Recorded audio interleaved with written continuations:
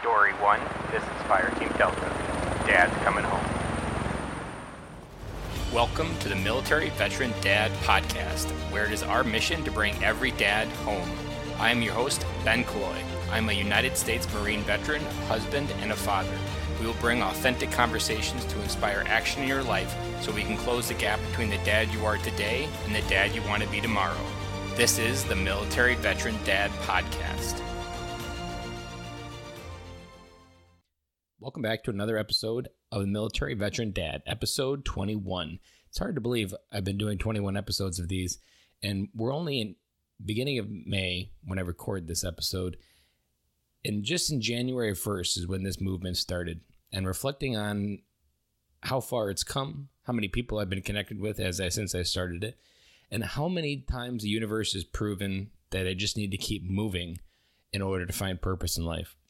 In today's episode, I want to quick share how myself and Phil came together, because it's another example of how you never know why why the universe puts you together until that one moment happens and you're like, this is why. So Phil and I first got introduced to each other about 3 years ago, I think. And it was because I commented on a person's high school, or a person I went to school with in high school, post on Facebook. Another friend that I also went to high school with saw that I hadn't talked to since high school almost. So we're talking probably 10 years. And he and I connected and we're messaging back and forth. And he's like, oh man, you need to know these people. And he connected with me a few people in Milwaukee, Wisconsin. One of them being Phil. Me and him messaged back and forth for a little bit. We're talking heavily and sometimes and then go silent for a few months. And we really hadn't talked to each other for a long time. And then when I launched the podcast, I was like, you know what? I need to reach back out to Phil. And we reached back out and brought him on the podcast. And boy, oh boy, he didn't disappoint. And it just proves that so much of our transition isn't a process.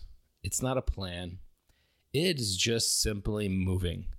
Just consistently moving towards something. Even if you don't believe that that's the right something, even if it's something that you can at least create a goal around and move towards, just move towards it.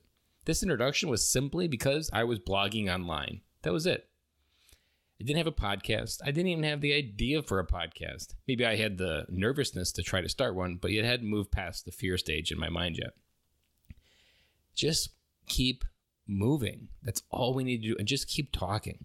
Talking. If I could go back and give myself any advice, even just 2 years ago, start talking sooner, start talking more often, because there are so many people within a few degrees of separation that know someone that could literally change your life.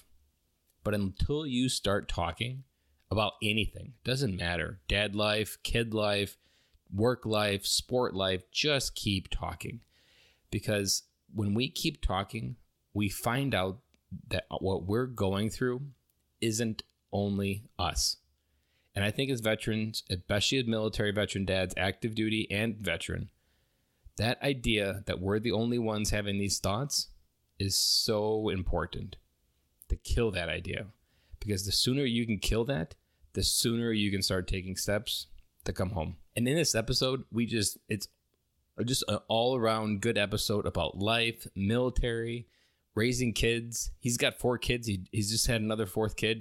He's living in a pressure cooker. He's got 4 kids under 5, I believe. It's just crazy, the amount of connection that you can have just by having a conversation. And today's episode doesn't disappoint. Just like to remind you, you can go ahead and follow me on my social handles. I'm on Instagram at Ben_Colloy, Killoy. Military Veteran Dad's on Instagram at Military Veteran Dad. I'm on Twitter at Ben Colloy. Facebook as well, just under Ben Colloy. And we also just recently, 2 weeks ago, launched our Facebook group. We're at Military Veteran Dad, where we are bringing dads together to do life together, to understand that we aren't alone, and to share the load, as I've talked about, that we're not meant to carry everything life gives us. And so much of what we have to do to come home is recognizing it's not meant to be carried all by yourself. So hop on over to the Military Veteran Dad Facebook group. There's a link in the show notes to make it quicker for you. Can't wait to see you in there. And have amazing conversations about these episodes. We are just getting started, so it's nice and warm and cozy in there. There's no loud craziness in some other Facebook groups. And without further ado, I just want to get right into this episode because it is that good, and I don't want to make you waiting. Welcome to episode 21 of the show. Today's guest is a good friend I was introduced a few years ago by a friend I went to high school with. When I reflect back on some of the people I get to call friends now, most have come from the most random acts I've taken. And that is a good lesson in life. We just need to keep moving, trust the process, and keep our eyes open for opportunity and for friendship. A good friend is like a four-leaf clover, lucky to have and hard to find.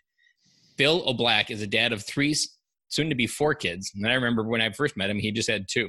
It's been amazing watching him and his family grow through the magic of Facebook over the years. He is a Marine Corps veteran who served from 2005 to 2010, and he now resides in Milwaukee, Wisconsin, just a few minutes from where I live, in Janesville, Wisconsin, works with sports medicine and high school athletes. Philip, welcome to the show. Hey, thanks, Ben. Go ahead and fill any gaps in that intro and tell a little bit more about what your family looks like right now. Okay, yeah. So I've been married to Christina, my wife, for 8 years now. And I can give you a little background on that story if you'd like. Sure. Otherwise, love the good kid. No one shared the really how they met their wife story yet, so you can bring it for us. Yeah, happy to do that. I guess before I get into that, got a 6-year-old boy, Micah, 3-year-old son, Miles, and then our daughter, she just turned 1, and that's Mia. So 3 M names, and soon to be a 4th. And we have a 4th boy or a 3rd boy on the way in July. So looking forward to that. Do you have the name, or you just know it's going to be an M name? Yeah, we do have a name picked out. We're picking from like 3 or 4 of them, but yeah, we've narrowed it down to 2, I'd say at this point. But I'm not going to reveal it here yet. It sounds like a closely guarded secret. But yeah, so Christina and I, like you mentioned in the intro, I was in the Marine Corps from 2005 to 2010, and before I went into the Marine Corps, we were going to this college-age ministry thing through the church that we went to. And I didn't really know Christina well, but I was introduced to her a couple times there and didn't really know her too well. And then went into the Marine Corps, didn't keep in touch or anything. Social media wasn't what it was today back then. Yeah, MySpace didn't really cut it compared to what we have today for connection. No. But Facebook became more popular as I progressed through my enlistment, and we reconnected on there and just started chatting occasionally, and then those occasional chats turned into longer discussions. We started talking on the phone, but I was in Hawaii and she was back here in Wisconsin, so it was just kind of a long distance friendship. And then came home on leave a couple of times, and I guess you'd consider them dates, but we went on a couple of dates while I was on leave, and I'd always have to go back to Hawaii. So didn't really turn into anything until I got out of the Marine Corps, ended my enlistment, and came home. But she was dating somebody after I got out. So, but this guy, he was a real jerk and treated her like crap. And I ended up asking her to go on another date while she was still dating this guy. And long story short, she had a kind of a choice to make. Was she gonna stay with this jerk or this Marine? So now we've been married for 8 years. So I guess you can figure out what decision she made there. Did it one like you had to try like twice, or was it like you asked once and then she really just started thinking about it and like this is a no-brainer? Well, yeah. So I was kind of wishy-washy when I was in Hawaii with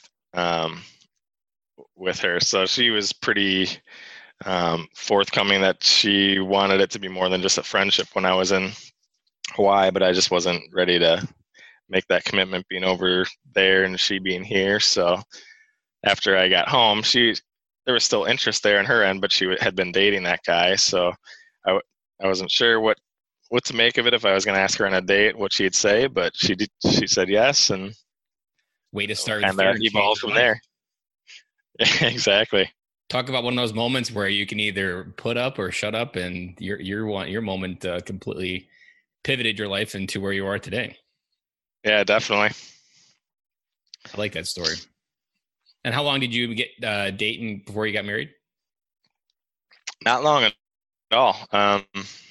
Started dating in September of 2010, and then we were engaged in March of 2011. So like, what, 6 months or so we were engaged after we started dating, and then we got married about 5 months after that.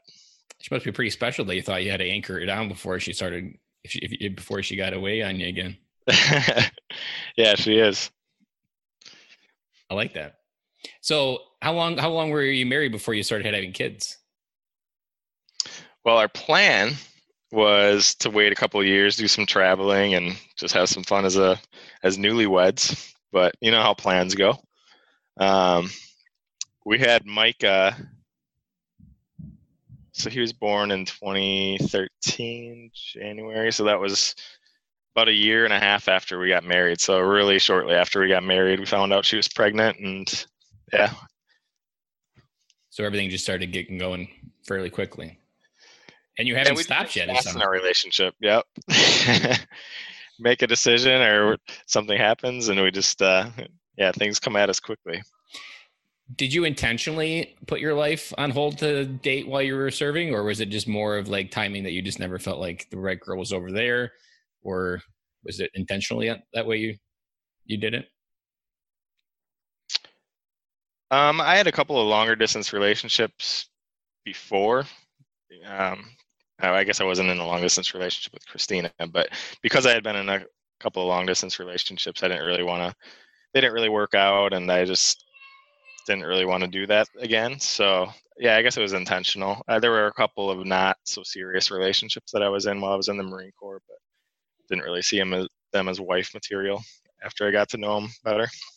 When I was in Okinawa, there was just observing, like, their families go through a lot, especially when they get stationed over there with their spouse.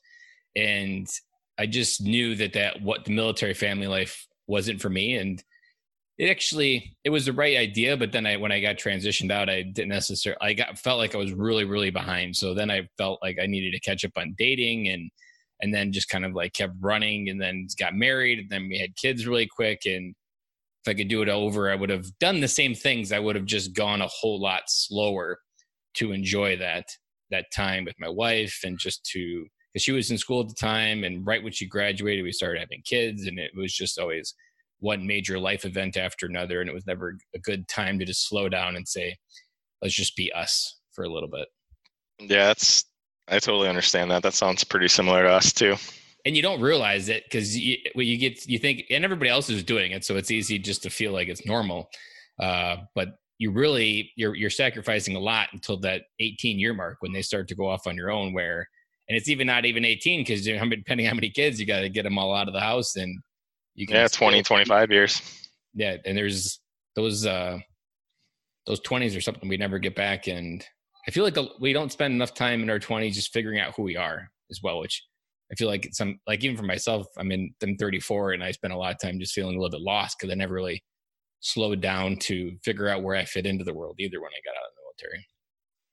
Yep, I get that. And I question sometimes if even when we're 50, we'll truly understand that. I've talked to several people that are much older than you and me, and sometimes they say similar things to that. So I think life's just kind of a journey where you're constantly evolving and growing, hopefully. And I don't know if you ever truly fully understand how you fit in, or like where your place is. But yeah, I totally get how you're feeling.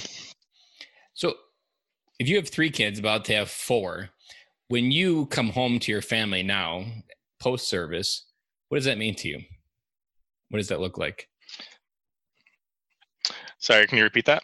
You're going on 4 kids, and you have 3 now. When you come home to your family now, what does that look like? What does the words coming home to you mean to you now?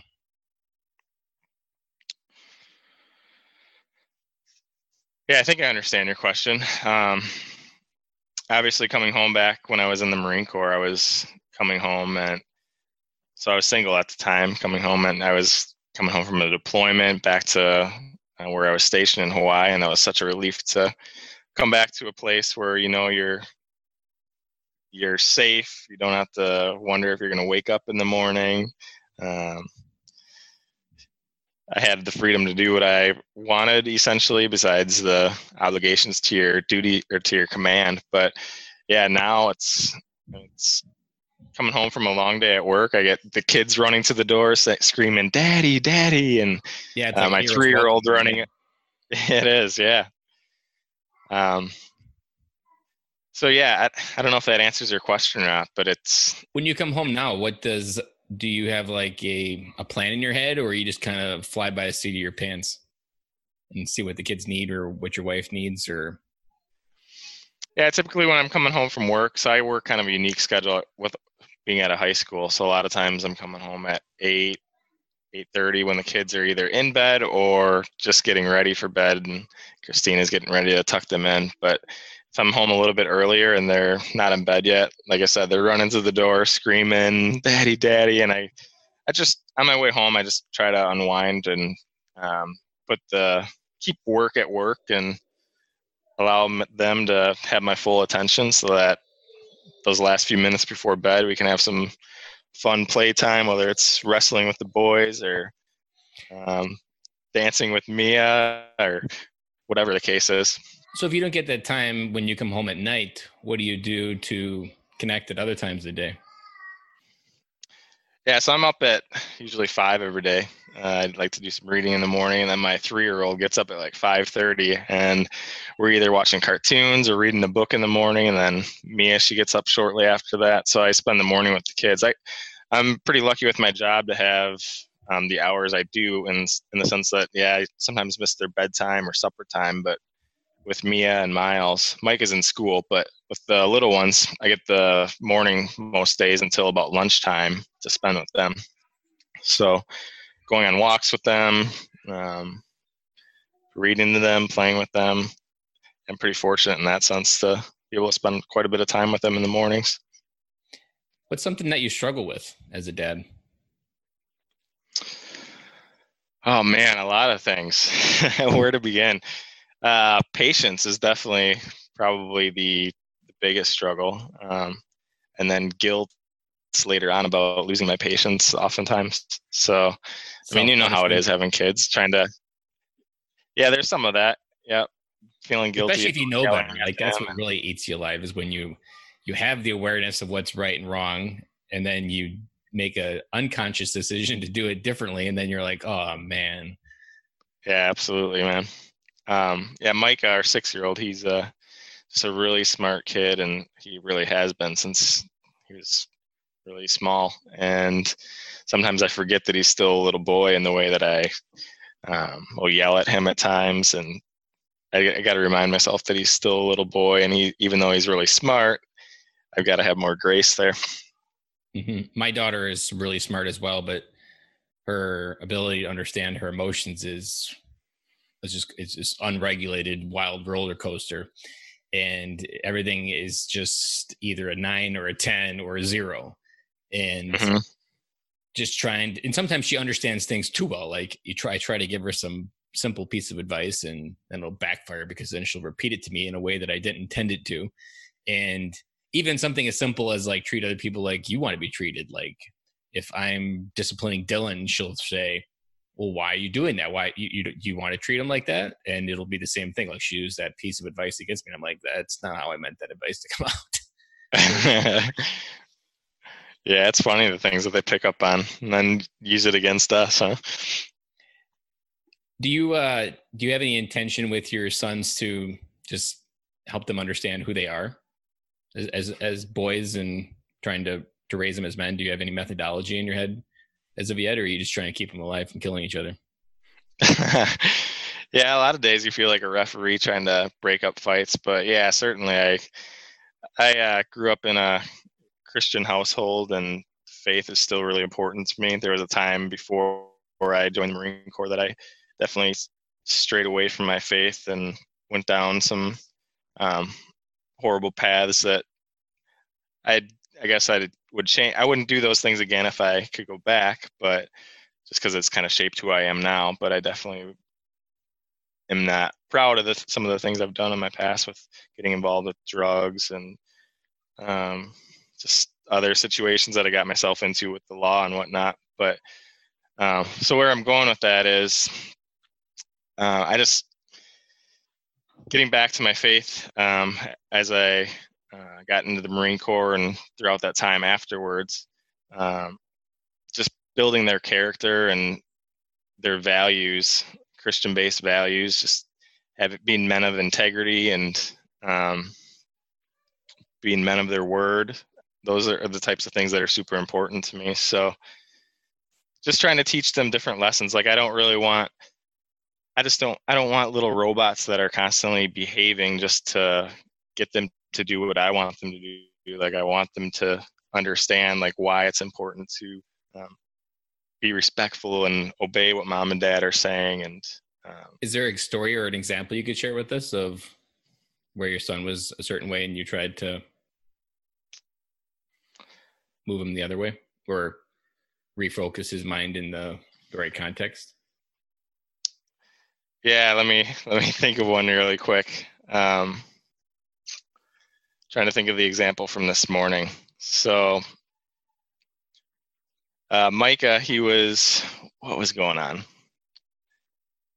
He was doing something with his brother oh, okay. Yeah. So him and I were doing something with this little army guy that he was playing with. And from Mia's birthday party a couple weeks ago, there was a helium balloon in the house still, and it was still floating in the air because of the helium. And he was trying to tie different things to the balloon to keep it weighted down so that it wouldn't fly up to the ceiling.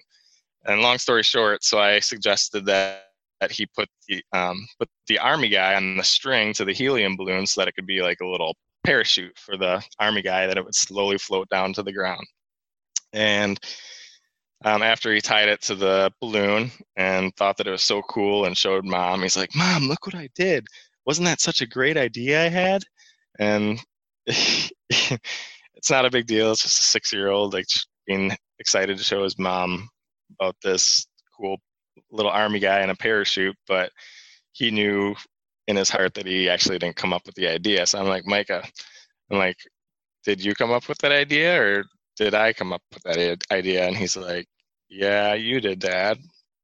And I'm like, see, I don't really care that I'm not getting the credit for it, but what if you were making like a tent or something, Micah, and your brother went up to mom and said, hey mom, look at this tent that I made. How would that make you feel? So I don't know if that's a great example, but that's just one little thing. Like I try to example. Try to just build their character. And I mean, it's easy for little kids to be deceptive or fib, but essentially they're lies. And over time, I just don't want those things to get out of control. And it's so much easier to correct it with a soft lie than it is with a hard lie that actually has like consequences or is somehow more impactful later in life when he's 12, 14, and is less under your supervision and out there doing things on his own. Like, reminded me what we learned in the Marine Corps and as veterans all together, that you don't die in the battlefield because you forget how to do the big things. You die in the battlefield because you didn't notice the small things. And yeah, exactly. That little moment, you have no idea what those seeds are going to do later on in life, but that moment theoretically will extrapolate to a future version that he then course corrects and understands that. And you hit on something there that I hit on with my daughter a lot when she's maybe being mean to her brother and sister or someone else, or even just me. I'm like, how does that make you feel inside when you're that way? Like, try to identify what feeling she feels after she's done something bad and letting her label that. And like, it's usually always negative. And I was like, do you like feeling that way? And I'm like, no, but like, make choices that make you feel good inside. And it's a similar idea. It's those little moments that are going to extrapolate into the big ones when you're not there, when they're at a friend's house playing, that you're not going to be there, and making sure you grab those little ones when you can is super important. Even just for in general, like in the military, where you pay attention to stupid details, but those stupid details they make you pay attention to are so you don't die in the battlefield. Yep, exactly. You hate it when you're in boot camp doing all these crazy things that you don't understand, and then you're like, oh, that's why that happens. Yep. Damn, I hate when there's a reason for things. Yeah, I hope he's picking up on that. I'm sure he is. Do you have any future things you want to plan with your boys when they're older? Yeah, so I mean, I haven't totally mapped it out yet, but at some point, when they're around like 8 to 10, I may have a few different things at like certain ages. So at like 8, um, kind of like a rite of passage going from like boyhood to manhood. I'm gonna have like a few different steps, or I don't want to call it initiation, but I don't feel like we as a society do a good job of kind of developing or having like a rite of passage from um, one step being a boy to the next steps being a young man to a man. And like for you and me, um, we had boot camp that did a good job of molding us from uh, just a regular citizen to a Marine. But It's I'm almost gonna too do late in life to skip over a lot of pain and suffering in your 20s. Still a little bit. We're trying to yeah, figure out how to absolutely. be a man and grow up in. Do you ever follow Ryan Mickler of Order of Man? Yeah, that's actually Because he my was hot dad and did heavy on something this in the similar last to few weeks. that when I was. In the last few weeks, he's been doing it with his boys. Yep. So my dad did something similar to what he's doing with his boys when I was younger, and yeah, it just reminded me of that when I heard Ryan's podcast recently. So I don't know if I'm gonna do like a weekend thing or what yet, but it's gonna be something where we go out and just have one-on-one time with me and one of the boys at a time. So once Micah turns 8, we'll have a weekend where we probably go um, out hiking somewhere and have some challenging tasks where he's got to complete these tasks to earn something, and have some mentally difficult tasks where I could see him wanting to give up at times, but he's got to forge through and uh, complete those certain physically demanding and mentally demanding tasks. And then we'll just have some good conversation, hopefully around a fire or something like that, and just kind of help him see that there's more to just being a boy than like playing and sitting in a classroom. And there's a specific reason that each of us are here, and I want him to just be a confident man when he gets to that point. I think you're hitting on a lot of good points, and there's one for that I feel like where I struggle the most is I never really figured out how to fit into this world, and spent a lot of time, even mostly just in my 30s, felt like I was lost in my 20s. But I want to. I'm convinced that in order to figure out how you fit into this world, you need to get out of your life to see how you fit into your life. And going on those one-on-one trips of anywhere in the country, just you and him, and just exploring life, even as a family, like doing more vacation, do more experiential stuff, seeing the world, having a worldly view. Like you shouldn't be 18 years old before you cross the United States borders, that you should really be able to see the depth of the world before you enter it, to understand even the better perspective of how you fit into it. Because we don't have all the answers in America, even though we like to think we do. But having that just weighted depth view of how you fit into it and what you take for granted in almost every day that we are as Americans. And you shouldn't have to serve to get that perspective. So I'm my oldest is still 7, so I still got some time, but I'm convinced that we are going to do some epic trips to Australia, probably some Southeast Asia, of just seeing poverty, seeing completely in a completely different world. Maybe if I get really bold, even India, because I've always been fascinated. All I've heard about India is people come back and saying like people have nothing there, and everyone has a smile on their face. Yep. And I think there's a lesson to be learned somewhere in India. I'm not sure exactly where. I'm not even exactly sure what, but I know learning to be happy with what you have and learning how to be content with what you have is something that we definitely need more of as Americans, because Target doesn't have the solution to our happiness despite marketing, and Amazon doesn't have the solution to our happiness despite what they can deliver in 2 days anywhere in the country. Yeah, absolutely, man. Um, yeah, that just reminds me. I mean, you could go to India, or you could go to another country like a Haiti or the Dominican Republic. Christina and I went to the Dominican Republic a few years ago, and again, I mean, they don't have the wealth that we have here in America. Most of them don't have cell phones or I take that back. A lot of them do have cell phones, but they don't have the high-speed internet connections in their homes. They're still hanging their laundry outside on lines. They don't have running water, but yet they all have smiles on their faces. And even the Philippines. I went to the Philippines on a month deployment, and just the humility and the humbleness of seeing kids on the street going to the bathroom and living in tin houses. Like, that's an important perspective for men and girls to understand how they fit into the world to help solve what problems we have in this world, and to what everybody wants to do, but really ever takes the action to make it a better place. For sure. Because as you get kids into those environments, they're going to see things that adults can't see. And those are going to spark things in their life that we'll never know until they start living their own life. And in the podcast, we always talk about legacy, and I'm convinced a lot of problems transitioning are related to legacy for veterans, that we spend all of our attention and focus figuring out the legacy of our service, why someone died, why we lived, what the purpose of all that was. In reality is, as a dad, we have the ability to shape our biggest impact on this world, which is our kids. And if we use the leadership principles of being a dad or being a military veteran and what we learned in the military, we can help lead them to do great things in this world.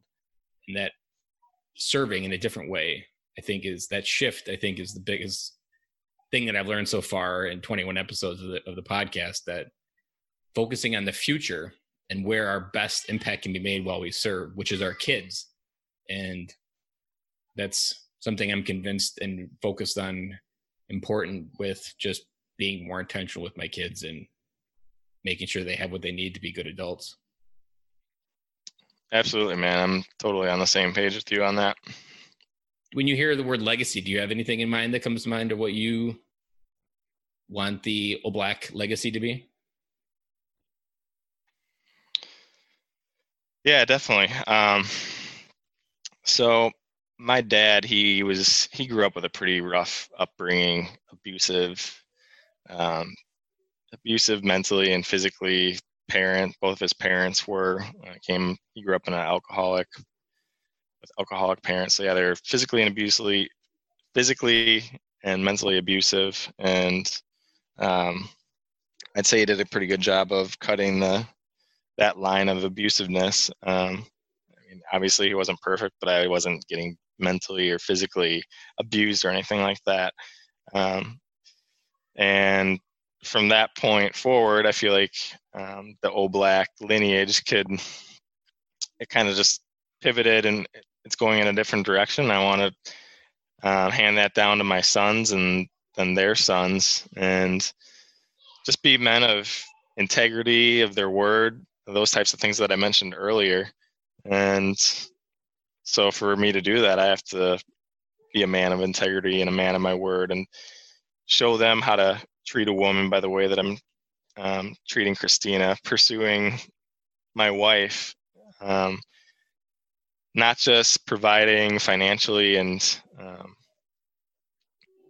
not just providing financially for them, but more importantly, spending time with them. I mean, that's the type of thing that they're going to remember. It's not the gifts that I gave them. It's not the money I'm bringing home or the time I'm spending away from them to try to bring money home. They're going to remember all those moments that I'm spending with them. So that's really that's a struggle I think all of us as men face, is we're trying to provide financially, and sometimes we use the excuse of, well, I'm working extra hours so that I can provide more, and then we lose sight of what's really important. And that's a big struggle that I have too, is not just kind of stepping back at times and realizing, okay, I don't need to take those extra few hours this time. I need to spend more time with the family. And I think the dads of our generation grew up in the factory mindset, or the 8 to 5, and a little bit of leftover, like leave it to Beaver mindset. But at the same time, they recognized they could do more, but they had a finish line, I feel like, of where they needed to cross every day. And I feel like maybe it's because life is getting not necessarily easier, but we're having more time to be intentional, that it's not so much of a rat race to stay ahead. That we're being able to shape our lives differently and it sounds like you're like, when Dave Ramsey always talks about getting debt free, he always talks about changing your family tree forever when you become debt free. And we became debt free last summer, and like that will forever shape our family tree. And now that is going to allow us to expand it in ways that we would never have been able to. It would, the tree is no longer under distress. It's no longer under drought half the year. It's no longer under pressure to try to survive during Christmas. It's now able to thrive 365 days of the year. And it sounds a little bit like that's what you're trying to do with the Oblak name. Yep, exactly, man. And I think just you hit on a lot of good points there of that our kids are looking to us for an example, and they're always watching. No matter what you think they're doing, they're watching that you no longer work out as a veteran dad that got out of the military, that was fit and no longer is. Like, that's something they're watching. They don't understand it, but they're watching of what's right and wrong. And I started a gym habit last March, and my kids know that every morning I'm going to the gym, and that's where I'm at. And I'm not home when they wake up because I'm at the gym. Like, that's going to be something that they remember of something that should be done. And now that I'm setting that example, that will ingrain in them. And even at night, we have fun when we do push-ups as a family in the living room. Like, I have no idea what that's Awesome. going to do for them as a family or in their future, but having some connection with push-ups and fun is definitely not going to do any harm to them. It'll do more good than me, because I hated push-ups and probably still hate them just because the Marine Corps makes you do so many damn of them. But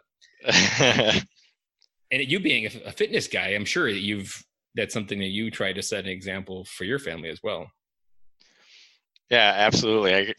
To be honest, I haven't really thought of it that way, but that's a really good way to think about it. I mean, just tying it in with having fun. And yeah, with having two boys, I mean, they're running around so much anyways, and we have this little trampoline thing in the living room or in their playroom area, and they're always jumping up and down on it while they're watching shows, and we're always wrestling and stuff. So a lot of it's kind of built in. But yeah, just being physically active and having fun while doing it, that's what it's all about. We did a Facebook Live in a dad's group I'm a part of, just to be fun and to get them excited and to say that they're on Facebooks. And even in that example, like, as a family, we're now helping other people wake up to maybe what they weren't seeing. And like, you can have exercise and be a family at the same time. Like, anybody that says they can't have exercise or fitness just isn't framing it correctly. They're just framing it in a perfect way to be an excuse, but not really a way to move past it. Yep. And as a health coach, I'm sure you've run into that multiple times, where the excuse factory is full board and running 2 shifts of reasons why they can't find time to get their health in shape. Yep, definitely. So every episode, we try to share some simple time hacks, and I'm a big believer that kids spell love TIME, and you talked about it, that it's time that they appreciate the most, not things. What are some of the simple things that you've done, or a memory that you've made with them that you're like, that you can't believe that's the one they remember, but that's what they remember and always want to do more of? I should probably ask Micah what his favorite memory is. Miles, he's a little bit too young. That's another good question I've used with my daughter. It's like, what do you want to do more with daddy? Which is something we don't think about, but it's super simple. And the answers are always even 3,000% simpler than we think they are. Yep. And it's the best way to make immediate action, because it's exactly what they want.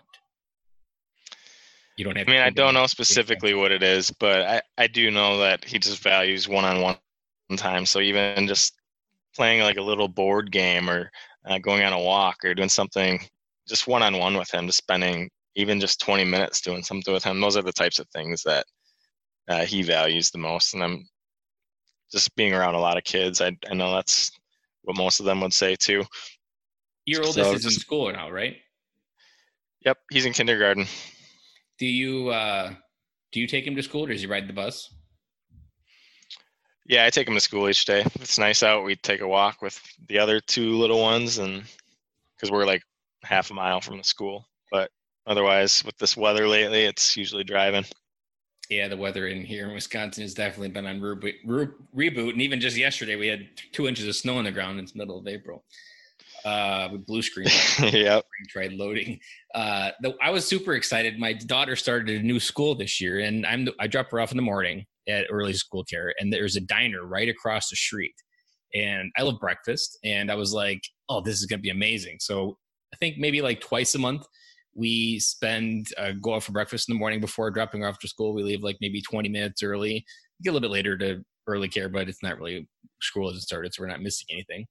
But those one-on-one times like are even more impactful than I actually thought of, because a few weeks ago I was by myself. My wife went on spring break to Florida, and I was like, "Oh, I'll take all 3 kids with me to breakfast," and I was going to take them where we go, me and my daughter. And oh man, she lost it. Like I was intruding on like that one-on-one space that we had. Yeah. And I was like, okay. So then I tried shifting and pivoting, and we went to a different restaurant in the same town. Ended up being a disaster for her. Emotionally just wasn't there for her. And the other 2 kind of enjoyed it, but they weren't as excited. But like that little bit of time every morning that takes a little bit of energy. Even just this past week, I went to have lunch with my daughter. Like that was huge for her. And just spending 15 minutes there and during the day and meeting her friends and look at me as their hero. And then Sophia gets to call me dad. Like that's a huge moment that those kids remember, and they remembered about her, and they remember that her dad was the one that showed up during lunch that day. Yeah, that's awesome, man. I guess the one thing that we probably all struggle with, and it takes away from that time that we do have with the kids when we're not working or on the weekends or whatever, is our phones. I mean, if we can just set those aside when we have that time to be present with our kids and our wife, that's the biggest thing. I mean, I don't want my kids to be like, "Hey, why are you always looking at your phone when you could be spending time with me?" And I mean, I'm guilty of it. I do it way more than I should, but that's such a big hindrance in spending quality time with our kids. I did read an article. I don't know whether it'll come true or not, but it kind of gave me hope that every generation of kids always tries to do whatever they didn't enjoy from their parents. If whatever you didn't get enough of, that's what you tried to be more of when you're a parent. And so if your parents were on their phone all the time, the theory was that would pass down to their kids, then they would try not to be as well, because they knew what that felt like and they were going to do better. So there is hope. And even something for me, as I was doing this podcast, it's a little bit easy to get sucked into Facebook. We're engaging in different places on the internet and talking about the podcast on the weekends, and at night I delete the Facebook app. I probably install it 20 times a week on my phone. You can't install it on the cellular network, so you can't just hack into it from a random place. You got to be in Wi-Fi, and so it's got to be in the right moment. But just uninstalling it completely removes the idea that I can do anything. And I still got Messenger, so I can still talk and do different things with that, but I uninstall the app to overcome that, because if it's there, then somehow it still has power to pull me in. But if it's gone, then I don't. Yeah, that's a good idea. And who cares if I install it a million times a month? And it's just my method to manage it efficiently. Yep, exactly. I love that. And so much of what we model for our kids is what they're going to seek out into the world. So how we treat our wife, how we show up to our kids, that's the standard. That's the gold standard they go out into the world to look and match, from your daughter, from what a man should provide, what a man should do, what is acceptable for a man to do and provide. Those are things that we don't think about until it's too late. When your daughter brings home this boyfriend, you're like, where the hell did he come from? Well, it probably came from some example that you set when you didn't really think about it, that's what she was supposed to go out and find.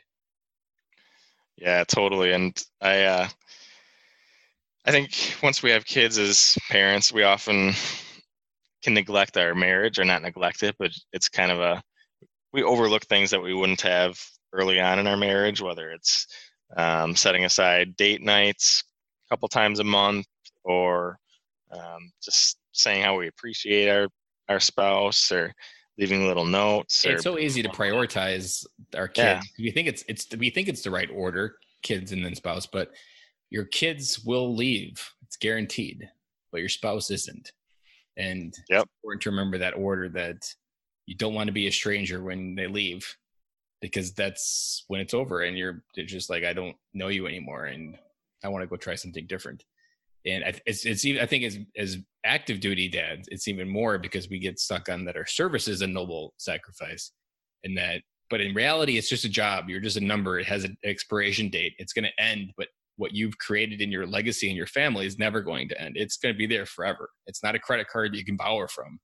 It's something that you have to intentionally figure out ways to balance it. And even if you're deployed for a year, then you need to consciously figure out how to come back home to make sure that you're not just prioritizing your service and looking forward to the next TAD, because when you got home, things were so crazy that you couldn't stand it, and being like, oh man, I'm going away in another month, thank God. Like, that's not a successful mindset to live a fulfilled life as a dad, or have kids that go out into the world and don't rubber band back into your basement. Exactly. What's a parting piece of advice you want to leave for dads today? That's a good question. If you could wrap up your 3 kids about to be 4 wisdom into a few sentences. Yeah, I think it goes back to what I was talking about earlier with, as men, we focus so much of our energy and efforts on our careers, providing for our family, and sometimes using the excuse of, because I'm providing financially, that makes up for maybe not being around or spending that intentional time with our kids or our wives. But really, that's our main purpose, is being there physically and emotionally, and not just the financial support. But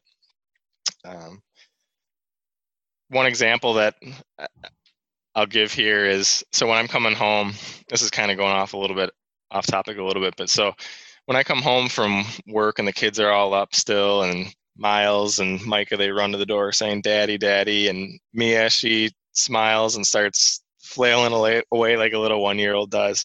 I make sure when I walk into the house that the kids all see me give Christina a kiss first, and Mia, she'll look at me like, "What are you doing? Why are you overlooking me?" But I want them to know that Christina, I need to be pursuing her first and setting the example there.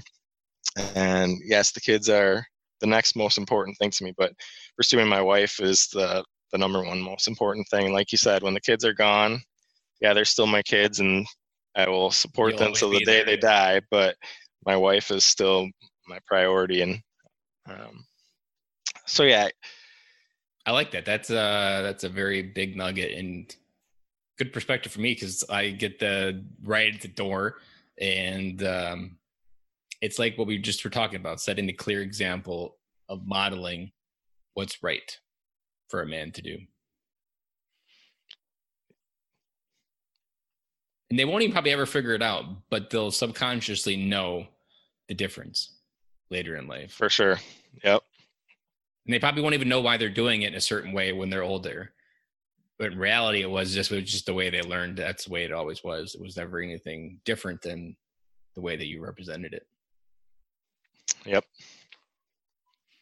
Do you have any resource or a book that's your favorite that you'd recommend to other military veteran dads?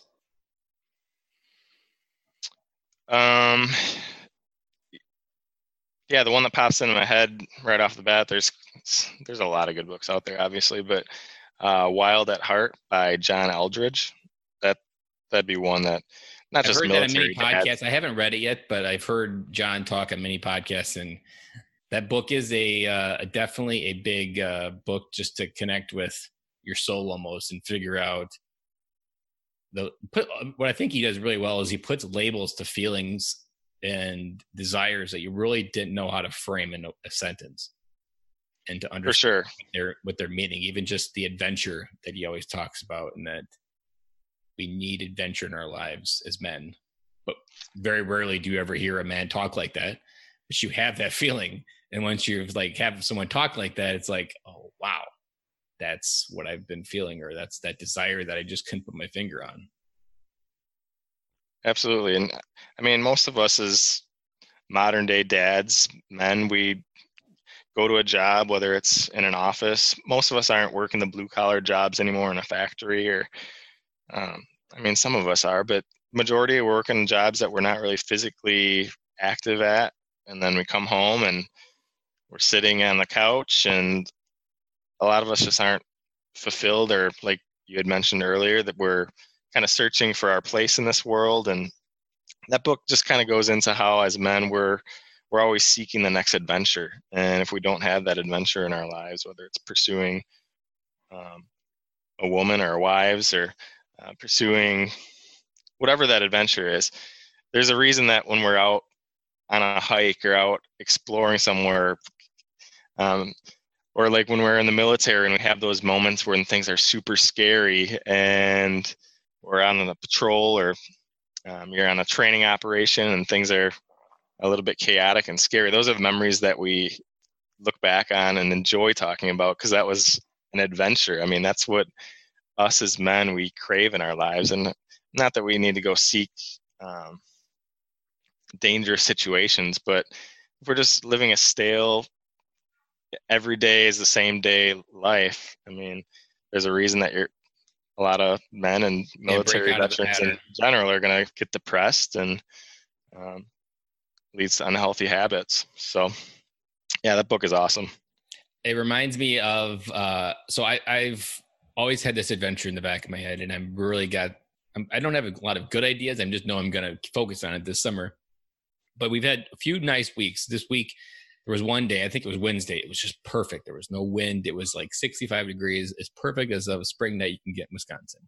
And I was by myself, so I just had 3 kids, and we went out for a walk.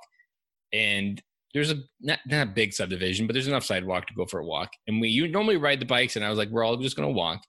And I called it an adventure, like, hey, we're going to go on an adventure. And it was just exploring new roads and going down different turns. And the other night we went on, same idea. We went on an adventure, but we went on a different walk, and the kids were deciding where to go. And a couple houses are getting under construction, so there's some gravel areas. And I was kind of taking a random take from the movie Elf with Will Ferrell, and he talks like going through the 7 land of gumdrops. And so I've taken that idea in my head and I put it in the adventure of the sidewalk. And like, okay, we're going to go over the land of small little rocks. And that's a great idea. They just ate it up like freaking a Christmas morning. And they've all been talking this weekend about going on another adventure. And it wasn't an adventure. It was just going for a walk, but it was how we labeled it and experienced it that created the memory of going on an adventure. And my son loves excavators, and there's an excavator behind our house. And I was like, Dylan, look, there's a giant cat in our backyard. How lucky are we to have a cat in the backyard out in the wild? It took him a while to figure it out. My oldest figured out that it was just because it said the word cat in the back, but using their imagination. Like, I feel like when your kids are young, you don't have to have a trip to Wyoming to Yellowstone National Park to have an adventure. It's really about just entering their world. In their world, everything new is an adventure, no matter where it's at. For sure. So I like that book, and that word adventure has been on my heart and on my mind, of just creating different types of adventures that aren't real adventures, but just getting them to think exciting things about simple things, because there's a lot of ways we can enjoy life right where we're at, even if we can't do crazy things of getting on a plane and going somewhere crazy or going to a foreign country. Like, that has just been a big part of my planning process for this summer to make it epic. That's awesome, man. I love it. Well, Phil, I'm really glad you starved the fear and come onto the podcast. I know we brought some dads home. I know you were a little bit hesitant in the beginning, but I'm glad you did. You told a good story. And what we learn every time a dad talks is that we're not alone, and that every dad has the same thoughts as every other dad. And we just need to come together and share the load, and we can do life together and be successful. Absolutely. Yeah, I think as men and as dads, we get so busy with our own stuff, whether it's with work and the kids and everything, that we kind of isolate ourselves and think that we're the only ones going through this stuff. And it's definitely not the case. We all have the same feelings on going through this stuff. It's hard and crazy and awesome all at the same time. So, yeah. Yep. Well, Phil, thank you for coming on the show, and it's been really good talking to you. Yeah, thanks for having me, Ben. That's a wrap, and thank you for listening to today's show, and I really hope you enjoyed it. The lifeblood of any new podcast are the reviews. If you haven't reviewed the podcast yet on iTunes, I would really appreciate it, and you will help us get the message out to even more military veteran dads. As John Maxwell says, if there is hope in the future, there is power in the present. Dads, it's time to come home.